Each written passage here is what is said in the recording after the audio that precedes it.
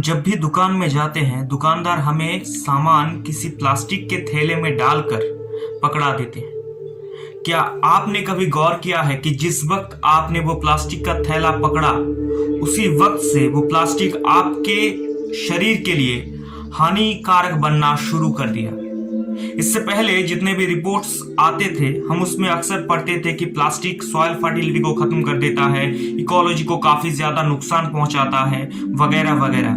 लेकिन वो हमारे शरीर को कितना ज्यादा नुकसान पहुंचा सकता है, ये शायद जानने के बाद आप प्लास्टिक के बारे में दोबारा सोचने पर मजबूर हो जाएंगे। हाल ही में दिसंबर 15, 2020 को साइंस डेली पर एक रिपोर्ट पब्लिश हुआ। ये रिपोर्ट लिखा है एंडोक्रिन सोसाइटी, जो कि एक बहुत ही जानी मानी सोसाइटी है इस खासकर ये प्लास्टिक रिलेटेड रिसर्च में, और उसके साथ साथ इंटरनेशनल पॉल्यूटेंट एलिमिनेशन नेटवर्क यानी IPN, ये दोनों ने मिलकर एक रिसर्च बनाई है। और ये रिसर्च की रिपोर्ट पब्लिश होने के बाद, हालांकि लगभग 2 हफ्ते के ऊपर बीत चुका है, आप कह सकते हो, जनवरी की 14 जनवरी आज का डेट है, यानी एक महीना बीत चुका है। लेकिन एक महीने बाद ये रिसर्च अब पूरी साइंस के दुनिया को और साथ ही साथ एनवायरनमेंट और इकोलॉजी से जुड़े हुए शख्सियतों को बहुत ज्यादा परेशान कर चुका है। ये रिपोर्ट आखिर में है क्या? इस रिपोर्ट का जो टाइटल है वो है प्लास्टिक्स, EDCS एंड हेल्थ। इसमें जो शब्द EDCS है, इस EDCS शब्द का मतलब है एंडोक्रिन डिसरप्टिव केमिकल्स। अब एंडोक्रिन डिसरप्टिव केमिकल्स क्या है, सबसे पहले वो जान लेते हैं।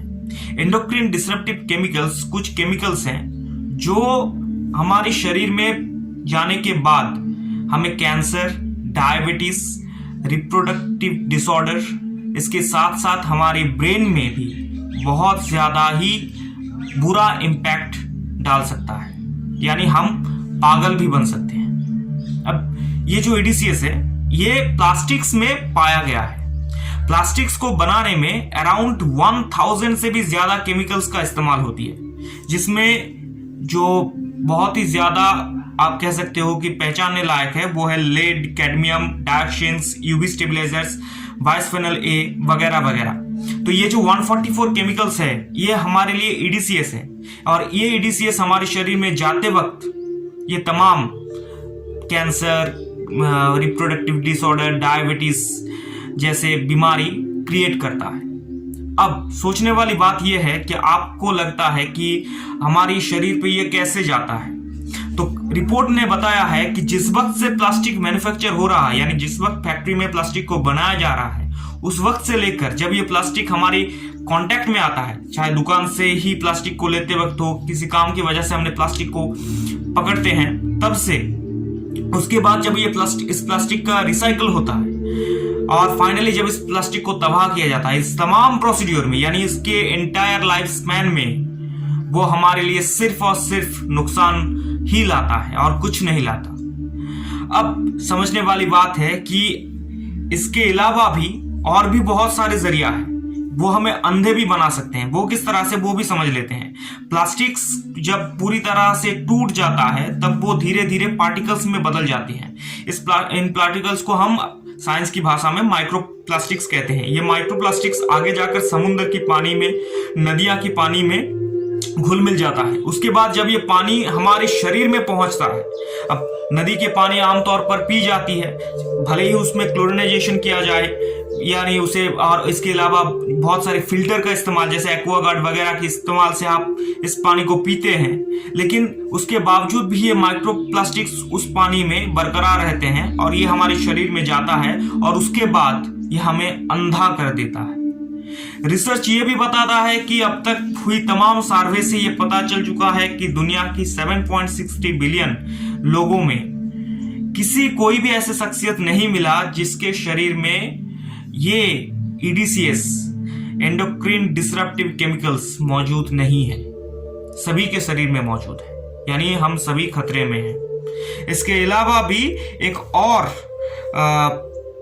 रिसर्च भी बताते हैं कि जो बायोप्लास्टिक्स होते हैं, यानी प्लास्टिक्स को रिप्लेस करने के लिए दुनिया भर के तमाम गवर्नमेंट कोशिश कर रहे हैं, और इसके लिए उन्होंने बायोप्लास्टिक्स लाए। ये बायोप्लास्टिक्स बायोडिग्रेडेबल है, ऑटोमेटिकली ये कुदरत में घुल मिल जाएंगे, पुराने प्लास्टिक्स की तरह नहीं है कि कभी भी खत्म नहीं होंगे।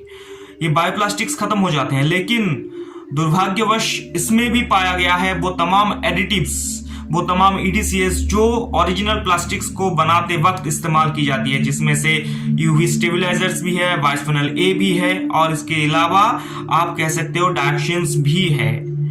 यानी प्लास्टिक के बगैर आज की हमारी जो जिंदगी है उसे शायद सोचना बहुत मुश्किल है। लेकिन आप सोचिए कि एक मटेरियल जो हमारे शरीर को इतना ज्यादा नुकसान पहुंचा सकता है, हमें अंधा बना सकता है, हमें डायबिटीज जैसी बीमारी दे सकता है, हमें कैंसर का सामना करने के लिए मजबूर कर देता है, क्या उसके बगैर हम जिंदा रहने की कोशिश नहीं कर सकते? क्या हम वाकई में प्लास्टिक्स को पूरी तरह से रिजेक्ट करने की कोशिश नहीं कर सकते? कोशिश कीजिए कि जब भी आप अगली बार दुकान जाए तो अपने साथ किसी थैला का ले जाना, कोई कपड़े वगैरह का थैला, जिससे कम से कम आप इस प्लास्टिक्स के कांटेक्ट में ना आओ। आज का टेक टॉक्स बस इतना ही। मिलेंगे जल्द ही अगले टेक टॉक्स के साथ। मैं इन तमाम चीजों को लेकर, साइंस की दुनिया में जो भी नए नए रिपोर्ट्स आते हैं, जिन्हें लेकर दुनिया भर में साइंटिस्ट बात करते रहते हैं, वो मैं कलेक्ट करता हूं और आपके सामने लाता हूं। तो अगर आपको ये चैनल पसंद आता है तो डेफिनेटली सब्सक्राइब कीजिए। वीडियो पसंद आया है तो लाइक करना मत भूलना। साथ ही साथ नीचे के कमेंट बॉक्स में भी आप मुझे बताइए कि आपको प्लास्टिक्स को लेकर आपका विजन क्या है, आप प्लास्टिक्स को लेकर क्या सोचते हैं, किस तरह से आप इसे रिजेक्ट कर सकते हैं, क्या नए नए इनोवेशन करनी चाहिए। उम्मीद करता हूं कि आपको ये टेक टॉक्स पसंद आया है, और ये जो रिपोर्ट्स आया है इसे मैं आपको डिस्क्रिप्शन बॉक्स में डाल दूंगा। आप वहां से जाकर इस रिपोर्ट को डायरेक्टली पढ़ सकते हो। मुझे उम्मीद है कि ये रिपोर्ट पढ़ने के बाद प्लास्टिक को लेकर आप दोबारा सोचने पर मजबूर हो जाएंगे।